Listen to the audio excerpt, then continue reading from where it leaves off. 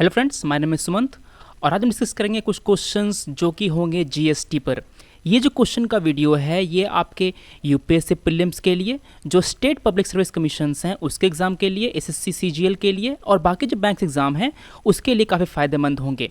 दोस्तों, इस वीडियो में हम लोग एमसीक्यूज डिस्कस करेंगे ही करेंगे, प्लस कुछ और टॉपिक्स जो हैं जो नए नए आए हैं। For example anti profiteering panel का गठन होना है, इसको हम डिस्कस करेंगे। जो 4 स्लैब बने हैं टैक्स रेट के, उसको डिस्कस करेंगे। फिर हम लोग मेंस के लिए, यूपीएससी मेंस 2017 के लिए हम ये डिस्कस करेंगे कि जो जीएसटी है उसको इम्प्लीमेंट करने के बाद हमें क्या क्या फ़ायदे होंगे। हम लोग इसको अलग अलग सेक्शन में देखेंगे। फॉर एग्जांपल कंज्यूमर को क्या फ़ायदा होगा, जो स्टेट गवर्नमेंट है, जो सेंट्रल गवर्नमेंट है उसको क्या फ़ायदा होगा, जो बिजनेस है, जो इंडस्ट्री है उसको क्या फ़ायदा होगा। तो चलिए देखते हैं हम लोग। दोस्तों, जीएसटी को एक बहुत ही बड़ा टैक्स रिफॉर्म माना जा रहा है। इसमें जो स्टेट लेवल इनडायरेक्ट टैक्सेस हैं और जो सेंट्रल लेवल इनडायरेक्ट टैक्सेस हैं दोस्तों, उसको सबस्यूम कर लिया गया है। मतलब कि इन टैक्सेस को हटा करके एक सिंगल टैक्स जीएसटी को लाया गया है। तो सवाल पूछ रहा है, which of the following state taxes are not included in GST. कौन से स्टेट टैक्स जो है इनमें जीएसटी में इनको सबस्यूम नहीं किया गया है। स्टेट वैल्यू एडेड टैक्स, मतलब स्टेट का जो वैट होता है वो, luxury tax, tax on lottery, betting and gambling. दोस्तों, जो तीनों टैक्सेस हैं, जो वैट है, जो लग्जरी टैक्स है और जो लॉटरी में जो टैक्स होता है, ये तीनों को जीएसटी में सबस्यूम कर लिया गया है। ये टैक्स अब एग्जिस्ट नहीं करेंगी। तो पूछ क्या रहा था, कौन से इंक्लूड नहीं किए गए हैं। आंसर क्या है, आंसर है none of the above, D. ठीक है, देखिए जो सेंट्रल लेवल टैक्सेस हैं वो कौन कौन से किए गए हैं सबस्यूम। सेंट्रल एक्साइज ड्यूटी को किया गया है, एडिशनल एक्साइज ड्यूटी किया गया है, जो सर्विस टैक्स है ये अब खत्म हो गया है, अब ये जीएसटी में सबस्यूम हो गया है। एडिशनल कस्टम ड्यूटी को कर लिया गया है और जो स्पेशल एडिशनल ड्यूटी है उसको भी कर लिया गया है। अगर हम देखते हैं स्टेट लेवल पर, तो स्टेट लेवल के जो स्टेट का जो वैट है, जो सेल्स टैक्स है, उसको यहाँ पर सबस्यूम कर लिया गया है। ऑक्ट्रॉय हो गया, एंट्री टैक्स हो गया, परचेस टैक्स है, एंटरटेनमेंट टैक्स है, central sales tax which are levied by centre and collected by the state, इसको भी सबस्यूम कर लिया गया है।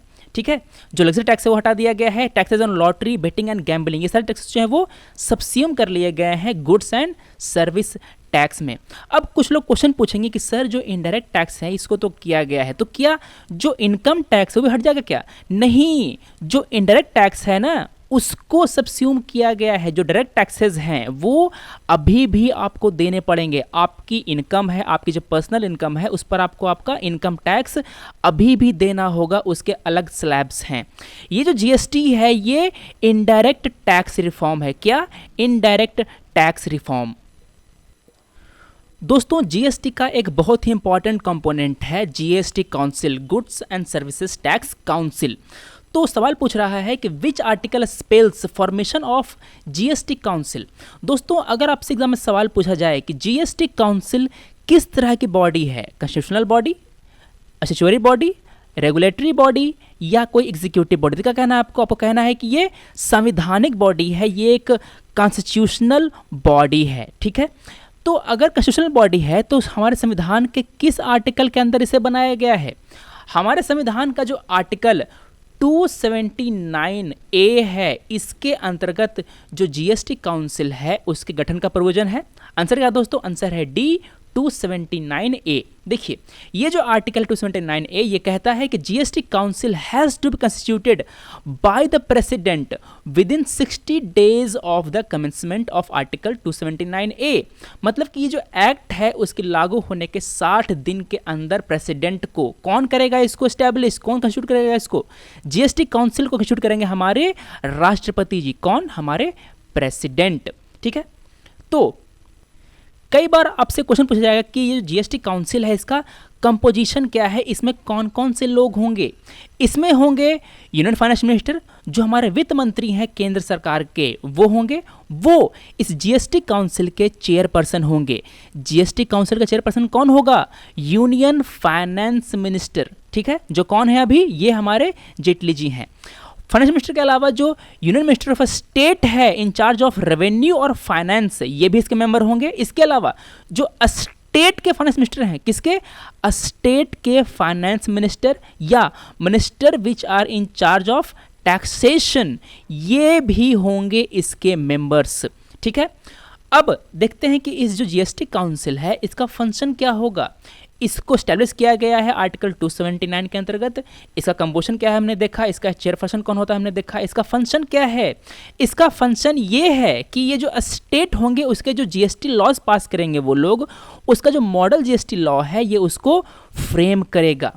ठीक है, जो गुड्स एंड सर्विसेज को इस जीएसटी के अंतर्गत लाना है, कौन से गुड उसको लाना है ये डिसाइड करेगा, किस गुड को जीएसटी से बाहर रखना है ये डिसाइड करेगा। ठीक है, कौन डिसाइड करेगा, ये जीएसटी काउंसिल। जो गुड्स जीएसटी के बाहर रखे गए हैं उसको अंदर लाना है कि नहीं लाना है ये कौन डिसाइड करेगा, जीएसटी काउंसिल डिसाइड करेगा। ठीक है, तो मान लेते हैं कि अभी जो पेट्रोलियम है वो जीएसटी के बाहर है, तो क्या ये अंदर आ सकता है क्या, जी हाँ अंदर आ सकता है। आपको जो जीएसटी काउंसिल है उसकी सहायता लेनी पड़ेगी, ये डिसाइड करेगा। ठीक है, इसके अलावा जो जीएसटी के जो रेट्स होंगे वो कौन डिसाइड करेगा, वो डिसाइड करेगा यही जीएसटी काउंसिल। दोस्तों 4 स्लैब बनाए गए हैं जीएसटी के, ये किसने डिसाइड किया, ये डिसाइड किया इसी जीएसटी काउंसिल ने, जिसको हम लोग अभी आगे पढ़ेंगे।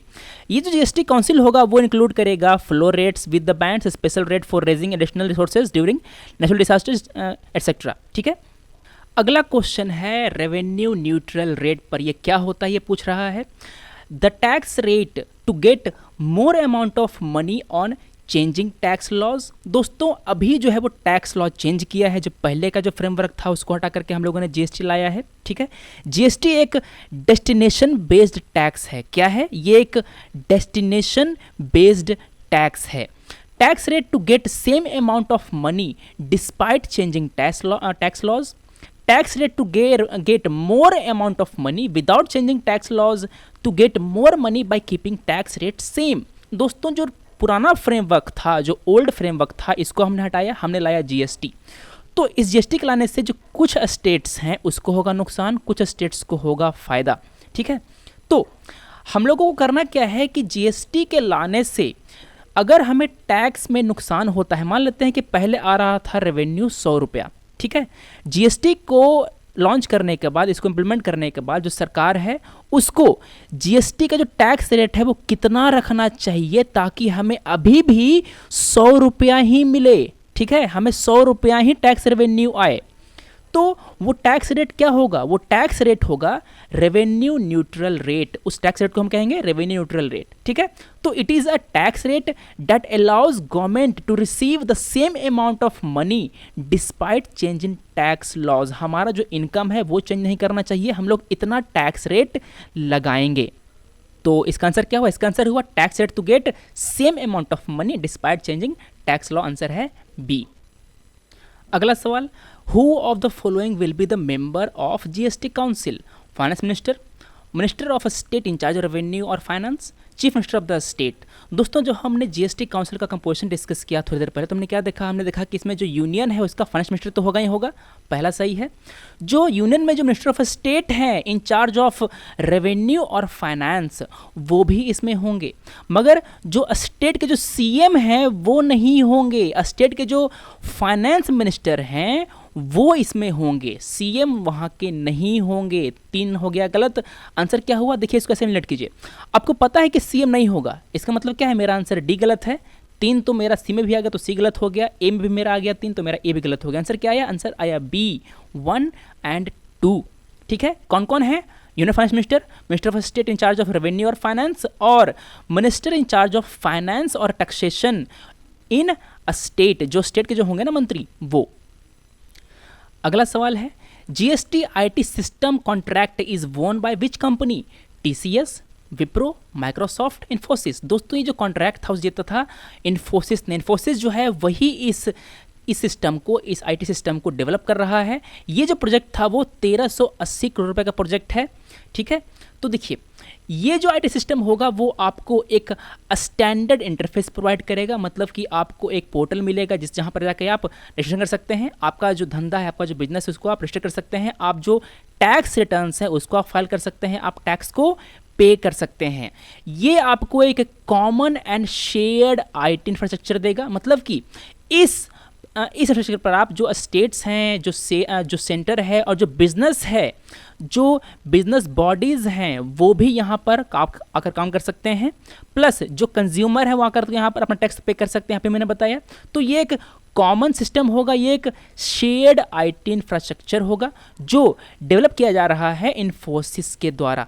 अब अगर आपसे क्वेश्चन पूछे कि जो जीएसटी है, जो जीएसटीएन है, goods and services tax network है, वो किस तरह की बॉडी है, तो क्या कहना आपको, ये एक नॉन गवर्नमेंट बॉडी है। क्या है? एक नॉन गवर्नमेंट बॉडी है, ये एक सरकारी बॉडी नहीं है, ये एक नॉट फॉर प्रॉफिट बॉडी भी है, ये एक not for profit non government body है, ये एक प्राइवेट लिमिटेड कंपनी है। ठीक है, तो आखिर इसका ऑनर कौन है? इसका ऑनर है centre, states and non government financial institution, सब मिल करके इनकी हिस्सेदारी इस कंपनी में है।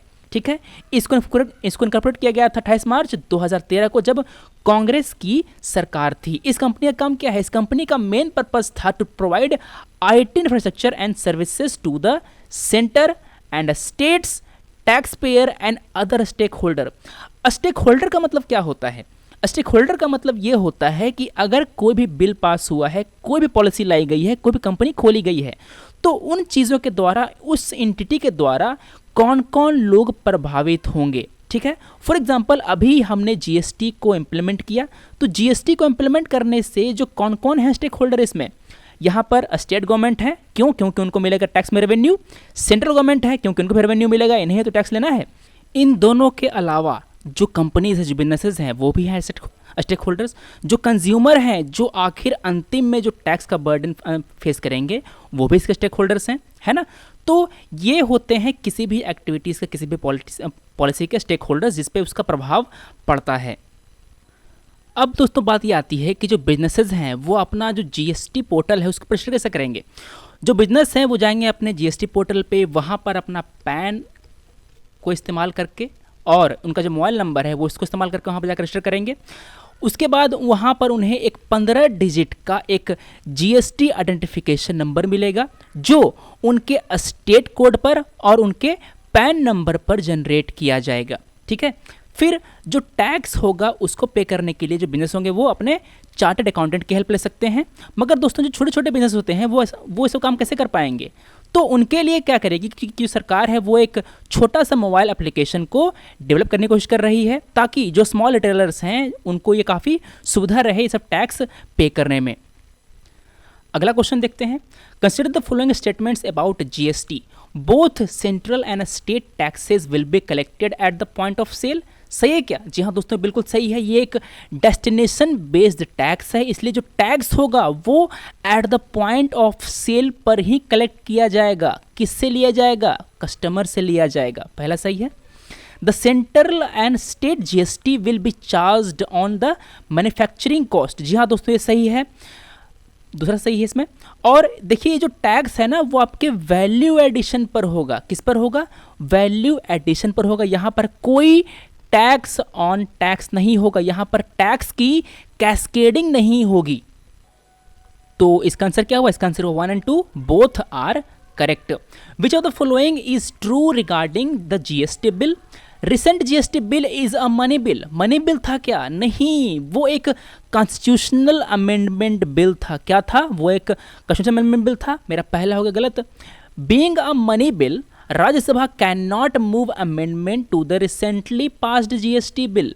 दोस्तों अगर कोई मनी बिल है तो उसमें राज्यसभा अमेंडमेंट नहीं कर सकता, उसको वो रिकमेंड कर सकता है, उसमें जो अमेंडमेंट चाहिए होंगी वो। मगर चूंकि ये जो जीएसटी बिल है वो एक मनी बिल नहीं है, ये एक कॉन्स्टिट्यूशनल अमेंडमेंट बिल है, तो इसीलिए जो राज्यसभा है ये इसको अमेंड कर सकता है। ठीक है, तो मेरा सेकंड हुआ गलत। आंसर क्या हुआ? आंसर है D, neither 1 nor 2 are correct.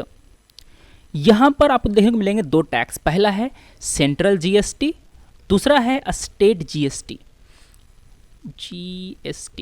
जो स्टेट जीएसटी है वो उसको कौन लेवी करेगा? इसको लेवी करेगा स्टेट गवर्नमेंट, और जो सेंट्रल जीएसटी है इसको लेवी करेगा केंद्र सरकार, central government.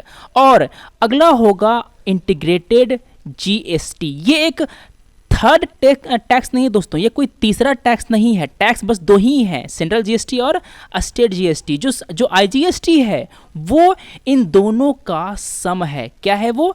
Central GST plus state GST. ठीक है, ये दोनों का सम है। ये जो आईजीएसटी है वो कोई तीसरा टैक्स नहीं है। इस आईजीएसटी को कौन लेगा? इस आईजीएसटी को भी सेंटर ही लेवी करेगा। ठीक है, जो इंटर स्टेट जो ट्रेड होगा, क्या जो इंटर स्टेट ट्रेड होगा उस पर ये आईजीएसटी अप्लाई करेगा। Rajya Sabha on 3 August 2016 pass the constitution amendment bill. ये था 122वां amendment bill. The bill extends which of the following goods and services from its preview? Tobacco product, alcohol, steel, furniture. क्या ये जो अल्कोहल है दोस्तों ये इसके प्रीव्यू से बाहर है? मेरा आंसर है B. Which state become the first to ratify constitutional amendment bill 2014? Karnataka, Assam, Maharashtra, Nagaland. किसने सबसे पहले इसको रेटिफाई किया था? आसाम ने किया था। अच्छा दोस्तों, ये जो कॉन्स्टिट्यूशनल अमेंडमेंट बिल था इसको रेटिफाई करने की ज़रूरत क्यों पड़ी? करनी पड़ती है क्या? चलिए इसको समझने के लिए हम देखते हैं कि आखिर हमारे संविधान को इसको अमेंड कैसे किया जाता है। तो अगर हमारे संविधान को अमेंड करना है तो अमेंड करने के लिए हमें चाहिए होगा एक बिल। ये जो बिल होगा वो हमारे पार्लियामेंट के किसी भी हाउस में पेश किया जा सकता है। किसमें? किसी भी हाउस में, चाहे वो लोकसभा हो या वो राज्यसभा हो, किसी भी हाउस में इस बिल को पेश किया जा सकता है। ये जो बिल होगा वो पेश कौन करेगा? चाहे वो मंत्री जी होंगे या वो कोई प्राइवेट मेंबर होगा। प्राइवेट मेंबर मतलब कि जो भी एमपी सरकार में नहीं है वो होगा प्राइवेट मेंबर। तो लोकसभा, राज्यसभा, इसका कोई भी मेंबर जो है वो इस बिल को पेश कर सकता है। इस बिल को किसी भी हाउस में पेश करने के लिए प्रेसिडेंट के एसेंट की जरूरत नहीं पड़ती। जो प्रेसिडेंट है उसके परमिशन की जरूरत नहीं पड़ती। ठीक है, अब देखिए ये जो बिल पेश हुआ है, ये जो कॉन्स्टिट्यूशन अमेंडमेंट बिल पेश हुआ है किसी भी हाउस में, चाहे लोकसभा हो चाहे राज्यसभा हो, वो दोनों हाउसेस के द्वारा अलग अलग पास होना चाहिए। क्या? अलग अलग पास होना चाहिए। इसका मतलब ये है कि उसको लोकसभा भी पास करेगा, उसको राज्यसभा भी पास करेगा अलग अलग। चूंकि हमने कहा अलग अलग, इसलिए इसका मतलब ये है कि कॉन्स्टिट्यूशनल अमेंडमेंट बिल के केस में जो ज्वाइंट सिटिंग की प्रोविजन है वो नहीं है। ठीक है, ज्वाइंट सिटिंग की प्रोविजन किस किस में नहीं है? पहला हो गया कॉन्स्टिट्यूशनल अमेंडमेंट बिल, दूसरा हो गया मनी बिल। तो अगर आपसे कोई क्वेश्चन पूछा जाए कि इनमें से किन किन में ज्वाइंट सिटिंग की प्रोविजन है, पहला ऑप्शन कॉन्स्टिट्यूशनल अमेंडमेंट बिल, दूसरा ऑप्शन मनी बिल, तीसरा ऑप्शन ऑर्डिनरी बिल। तो सीएए में तो नहीं है, मनी बिल में भी नहीं है, किसी भी ऑर्डिनरी बिल में इस ज्वाइंट सिटिंग की परमिशन है। अब ये जो ज्वाइंट सिटिंग है, ज्वाइंट सिटिंग मतलब क्या? ज्वाइंट सिटिंग का मतलब ये है कि जो लोकसभा है और जो राज्यसभा है दोनों के मेंबर एक ही कमरे में बैठ करके उस बिल को डिस्कस करेंगे और आपस में उसको वोट करेंगे। ठीक है, ये जो वोटिंग होगी उसमें हम लोग देखेंगे सिंपल मेजॉरिटी। अगर लोकसभा में है 100 लोग, राज्यसभा में है 100 लोग, तो टोटल कितने लोग हो गए? यहाँ पर हो गए 200 लोग जो आकर के बैठेंगे। मान लेते हैं कि टोटल 100 और टोटल 100 आकर के बैठ गए, कोई भी जो मेंबर है वो एब्सेंट नहीं है। अब ये जो बिल होगा वो सिंपल मेजॉरिटी से पास होगा। किससे होगा? सिंपल मेजॉरिटी से पास होगा ये ऑर्डिनरी बिल। इसके लिए हमें कोई स्पेशल मेजॉरिटी चाहिए नहीं, है ना। तो ये होती है प्रोविजन ज्वाइंट सिटिंग की, जो हमें ऑर्डिनरी बिल में मिलती है, हमें मनी बिल और अमेंडमेंट बिल में, कॉन्स्टिट्यूशनल अमेंडमेंट बिल में नहीं मिलती। अब दोस्तों बात आती है कि हमें कहाँ पर हमें ज़रूरत पड़ती है किसी भी स्टेट के एसेंट के, मतलब कि जो स्टेट है उसको कब रेटिफाई करना पड़ता है बिल को। अगर कोई कॉन्स्टिट्यूशनल बिल किसी भी फेडरल प्रोविजन को अमेंड करता है तो जो हाफ ऑफ द स्टेट्स हैं, भारत में जितने राज्य हैं उसके जो हाफ ऑफ द स्टेट्स हैं, एटलीस्ट हाफ द स्टेट्स, उसके द्वारा उसे रेटिफाई किया जाना पड़ेगा। तो जब इस बिल को लोकसभा ने और राज्यसभा ने जब पास कर दिया तो क्या हुआ, ये जो बिल था वो इन दोनों हाउसेस के पास करने के बाद गया स्टेट्स के पास। स्टेट ने उसको रेटिफाई किया। जैसे ही आधे स्टेट्स ने रेटिफाई कर दिया, वो बिल चला गया हमारे राष्ट्रपति जी के पास। The bill is presented to the president for assent. जब राष्ट्रपति जी ने इस बिल को एसेंट दे दिया तो ये क्या बन गया, ये एक कॉन्स्टिट्यूशनल अमेंडमेंट एक्ट बन गया और हमारा संविधान जो है वो अमेंड हो गया। यहां पर आप एक बात ध्यान दीजिए कि जब भी प्रेसिडेंट को कोई कॉन्स्टिट्यूशनल अमेंडमेंट बिल एसेंट के लिए उनके पास सबमिट किया जाएगा, तो जो हमारे राष्ट्रपति हैं उस बिल पर अपना एसेंट को विदहोल्ड नहीं कर सकते, उस बिल को वापस लौटा नहीं सकते पार्लियामेंट के पास रिकंसिडरेशन के लिए। ठीक है, उनको ये एसेंट देना ही पड़ेगा। यहां पर दोस्तों आपको एक बात और नोट करनी है कि जो स्टेट जब उस बिल को रेटिफाई कर रहे होंगे तो उन्हें कोई टाइम लिमिट नहीं दिया गया है। मतलब उनको ये नहीं कहा गया है कि आपको इतने दिन के अंदर उसको रेटिफाई कर देना है। ठीक है, तो किस किस प्रोविजन को अगर हम अमेंड करते हैं तो हमें स्टेट की जरूरत पड़ेगी। कौन कौन से, जो हम लोग प्रेसिडेंट का जो इलेक्शन है और उसका मैनर है उसको अगर हम अमेंड करें तो, अगर हम लोग जो एग्जीक्यूटिव पावर है यूनियन की और या स्टेट्स की उसको हम लोग अगर अमेंड करें तो, सुप्रीम कोर्ट और हाई कोर्ट के जो प्रोविजंस हैं अगर हम उसको अमेंड करेंगे तो हमें हाफ ऑफ द स्टेट की जरूरत पड़ेगी। Distribution of legislative power between the union and the states, जो कि तीनों लिस्ट हैं। कौन कौन से तीनों list, union list, state list और कंकरेंट लिस्ट। इन तीनों लिस्ट में अगर हम कोई अमेंडमेंट करते हैं, कोई सब्जेक्ट ऐड करते हैं, निकालते हैं, ट्रांसफ़र करते हैं तो हमें हाफ ऑफ द स्टेट्स के एसेंट की ज़रूरत पड़ेगी। अगर हम लोग 7th शेड्यूल में कोई लिस्ट में चेंज करते हैं तो, ठीक है, अगर हम लोग स्टेट का जो रिप्रेजेंटेशन है पार्लियामेंट में उसमें अगर हम कोई चेंज करते हैं तब, अगर हम लोग इस संविधान को अमेंड करने का जो प्रोसीजर है जो कि आर्टिकल 368 में लिखा गया है, किसमें लिखा गया है, आर्टिकल 368 में लिखा गया है, अगर हम ये प्रोसीजर चेंज करते हैं तभी हमें स्टेट्स के परमिशन की जरूरत पड़ेगी, उसके रेटिफिकेशन की जरूरत हमें पड़ेगी। तो अभी हमने देखा कि जो पहला स्टेट था जिसने इस बिल को रेटिफाई किया वो कौन था, वो था आसाम। विच of the following is true regarding the draft of the GST bill proposed, online purchases will not attract GST. सही क्या, नहीं दोस्तों, अगर आप कोई सामान ऑनलाइन खरीदते हैं तब भी आपको जीएसटी देना पड़ेगा। यहाँ पर नॉट लग गया, ये वर्ड गलत है, यहाँ पर वन गलत हो गया। द लायबिलिटी टू पे GST will arise at the time of supply. सही क्या, जी हाँ दोस्तों ये सही है, मेरा सेकंड सही है। आंसर क्या हुआ, आंसर हुआ B, 2 only. Which of the following subjects will be omitted from the 7th schedule. इस शेड्यूल में है 3 list, state list, concurrent list और यूनियन लिस्ट।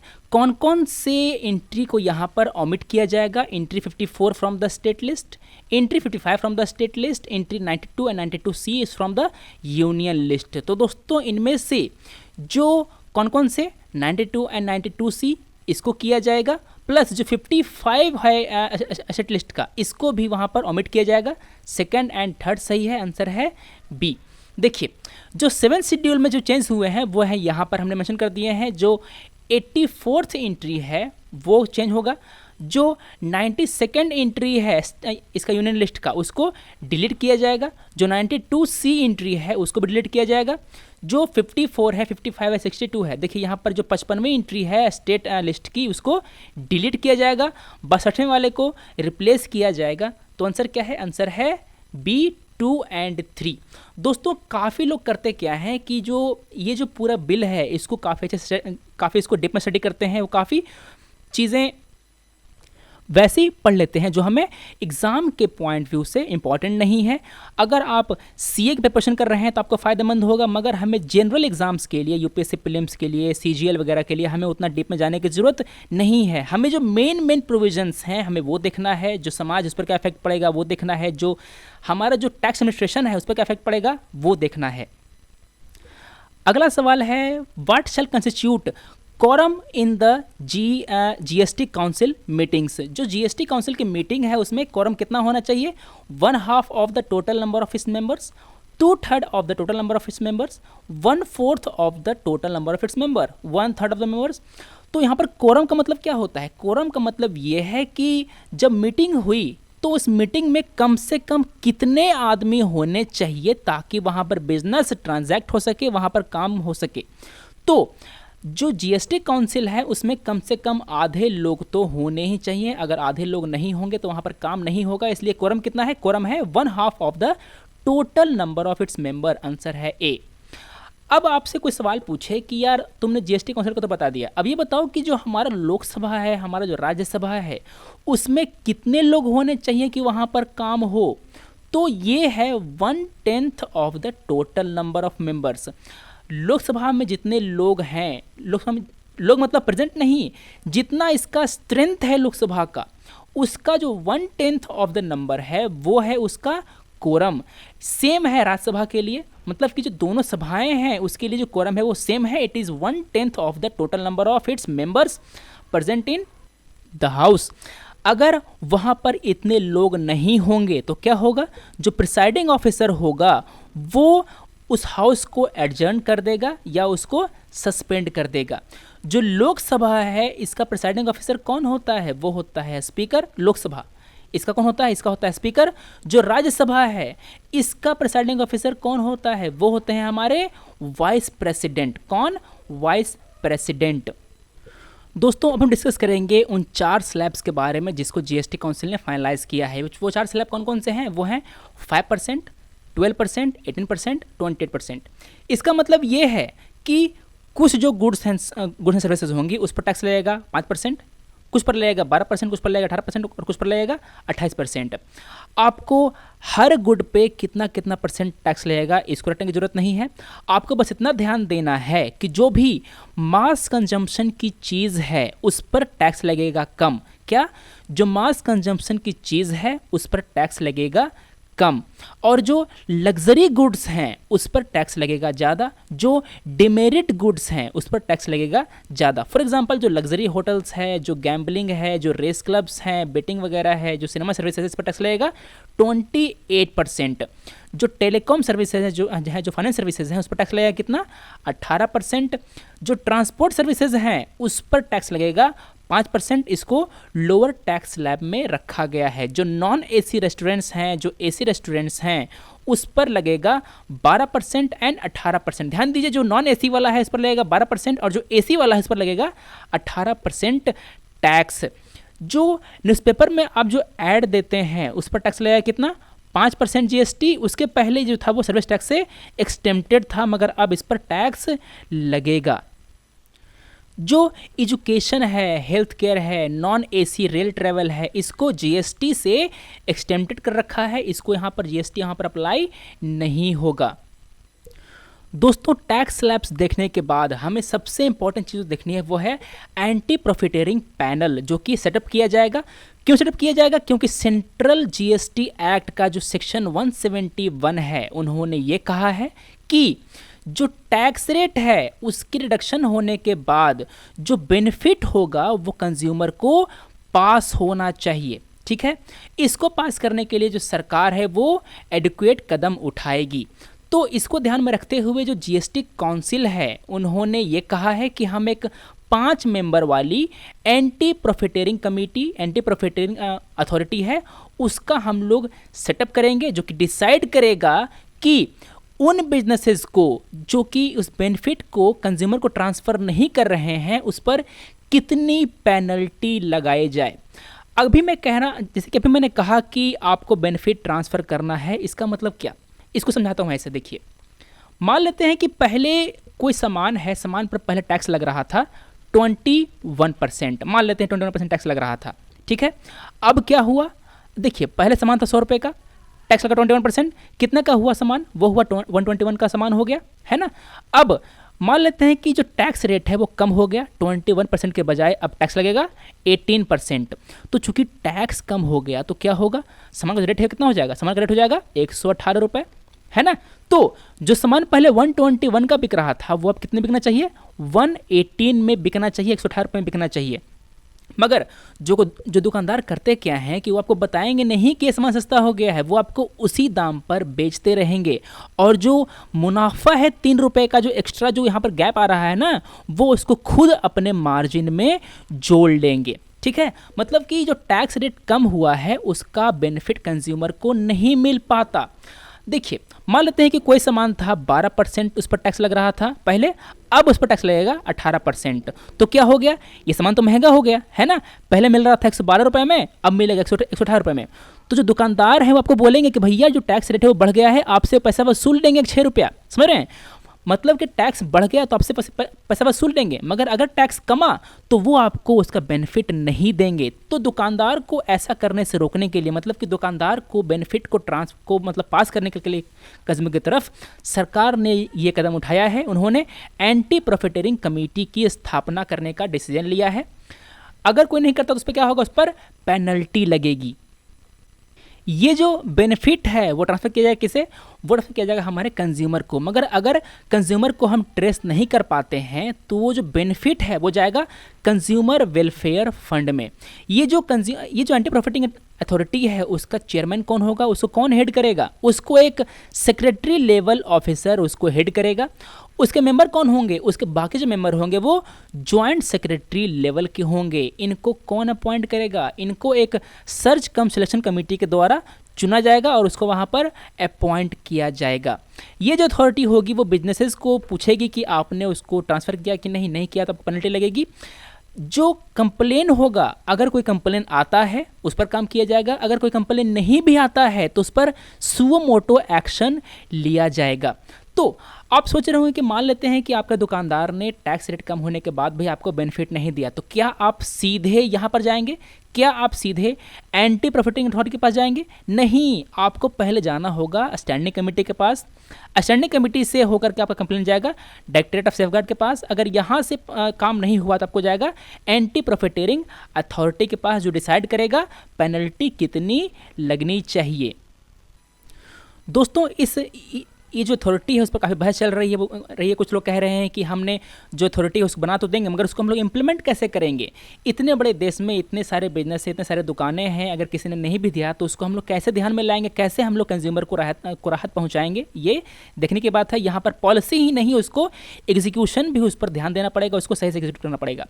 अब हम देखते हैं कि हमने जो जीएसटी को हमने इम्प्लीमेंट किया है तो उसका बेनिफिट क्या क्या है, ये हमने टॉपिक डिस्कस करना है यूपीएससी मेंस, जो कि अब अक्टूबर में होगा, उसके लिए। तो सबसे पहले देखते हैं कि हम लोग जो बिजनेस हैं, जो इंडस्ट्री है, उसको क्या क्या फ़ायदा होगा। पहले सबसे पहला फ़ायदा तो यह होगा कि जो कंप्लायंस है वो आसान हो जाएगा। आपको अलग अलग कंप्लाइन नहीं करना पड़ेगा, एक ही टैक्स देना है आपको। तो जो कंप्लायंस कॉस्ट है वो कमेगा, शुरू में तो ज़्यादा होगा मगर धीरे धीरे वो कम हो जाएगा। इसका जो बेनिफिट है वो कंज्यूमर को आगे ट्रांसफ़र किया जाएगा। जो टैक्स रेट होंगे वो यूनिफॉर्म होंगे, वो स्टेट टू स्टेट चेंज नहीं करेंगे। जो इनडायरेक्ट टैक्स होंगे वो यूनिफॉर्म होंगे, जो स्ट्रक्चर होगा वो कॉमन होगा अक्रॉस द कंट्री, सारे स्टेट्स में। यहाँ पर जो कैस्केडिंग होती थी टैक्स की, जो टैक्स ऑन टैक्स लगता था वो अब नहीं होगा, ठीक है, क्योंकि जो टैक्स होगा वो किस पर होगा? अब जो टैक्स होगा ना वो केवल आपके वैल्यू एडिशन पर होगा। अगर कोई वैल्यू एड नहीं हो रही, कोई टैक्स नहीं लगेगा। This would reduce hidden cost of doing businesses. जो मैन्युफैक्चरर्स हैं, जो एक्सपोर्टर्स हैं, उनको फ़ायदा होगा। अब जो एक्सपोर्ट होंगे वो सस्ते होंगे, हमारा जो एक्सपोर्ट होगा बाहरी देशों में जाकर के सस्ता पड़ेगा। अब चूंकि हमारा एक्सपोर्ट वहाँ पर सस्ता पड़ रहा है तो क्या होगा, हमारा जो माल एक्सपोर्ट किया हुआ है वहाँ जाकर के ज़्यादा बिकेगा, वहाँ पर ज़्यादा फेवर किया जाएगा। तो हमारा क्या होगा, हमारा जो बैलेंस ऑफ पेमेंट है वो इंडिया के प्रति फेवरेबल होगा। जो बीओपी का जो डिफिसिट है वो कम होगा। ये तो हुआ फ़ायदा बिजनेसेस को, हमारा जो एक्सपोर्ट है वो बढ़ेगा। अब देखते हैं कि सेंट्रल गवर्नमेंट को और स्टेट गवर्नमेंट को क्या फ़ायदा होगा। सबसे पहला फ़ायदा ये है कि जो टैक्स है, हम लोग जीएसटी क्या, हम लोग कोई भी टैक्स अगर हम लगाते हैं तो वो क्या होना चाहिए, वो ईजी टू एडमिनिस्टर होना चाहिए। मतलब कि टैक्स को लेवी करने का, वसूलने का जो खर्च है वो काफ़ी कम होना चाहिए। जितना कम होगा उतना फ़ायदा। जो टैक्स होगा उसकी लीकेज नहीं होनी चाहिए, मतलब कि जो टैक्स अवॉइडेंस है वो कम से कम होना चाहिए। ये सारा फ़ायदा हमें देखने को मिलता है इस जीएसटी में। यहाँ पर लीकेज कम हो गई, यहाँ पर उसको एडमिनिस्ट्रेट करना आसान हो गया। जो रेवेन्यू की जो एफिशिएंसी है वो काफ़ी जो है वो ज़्यादा हो गई। क्यों? क्योंकि जो cost of collection of tax है वो कम हो गया। आपको टैक्स वसूलना है 100 रुपये। इस 100 रुपये को वसूलने के लिए आपका जो खर्च था पहले वो था 10 रुपये। ये जो 10 रुपये खर्चा था ना वो अब कम होकर के हो गया 8 रुपये, है ना। तो पहले क्या होता था, पहले हमें 100 माइनस 10 बचता था 90 रुपया, है ना। अब कितना बचेगा, अब हमें बचेगा 92 रुपया, ठीक है। तो इस तरह से हमें ज़्यादा फायदा होगा। जो कंज्यूमर से क्या फ़ायदा मिलेगा, जो टैक्स होगा वो सिंपल होगा, जो टैक्स होगा वो ट्रांसपेरेंट होगा, जो इन्फ्लेशन है दोस्तों वो कम होगा, ओवरऑल टैक्स बर्डन है वो कम होगा। क्यों, क्योंकि यहाँ पर कैस्केडिंग इनकम टैक्स जो है वो नहीं पाई जाएगी।